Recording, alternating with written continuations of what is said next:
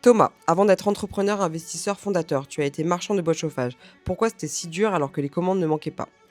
Parce que le problème n'a jamais été la demande, le problème c'était tout le reste. Le bois de chauffage, il ne manque pas de clients aujourd'hui, bien au contraire. Il manque tout simplement de structure. Et explique-nous concrètement ce que tu vivais au fond des bois dans ta cabane. L'hiver, j'avais trop de commandes. L'été, je préparais les stocks pour l'hiver. Mais au milieu de tout ça, j'avançais la trésorerie pour le bois.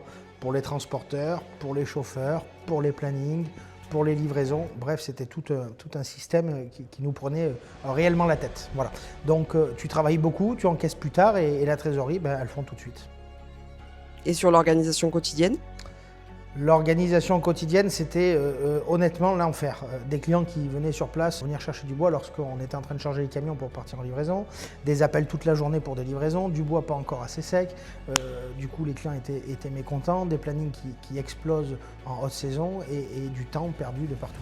Donc finalement, tu passes plus de temps à gérer les problèmes qu'à produire ou à développer ton activité et à accroître ton chiffre d'affaires.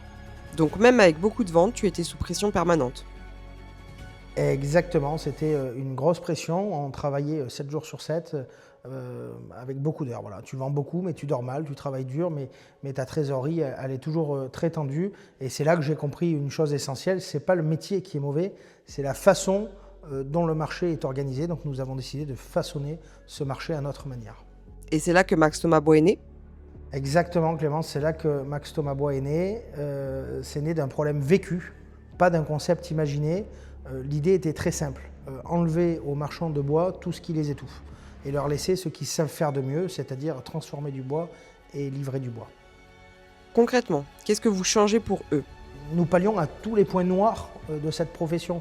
Moins de pression sur la trésorerie, centralisation des commandes, moins d'appels clients inutiles, la gestion des plannings simplifiés, la canalisation des clients, plus de va-et-vient permanent sur le site, la gestion de la relation client, l'anticipation des volumes, l'organisation du séchage et des flux. En gros, tu t'occupes de produire, tu livres, nous structurons le marché et enfin, il fonctionnera dans le bon sens. Et pourquoi ça fonctionne aujourd'hui?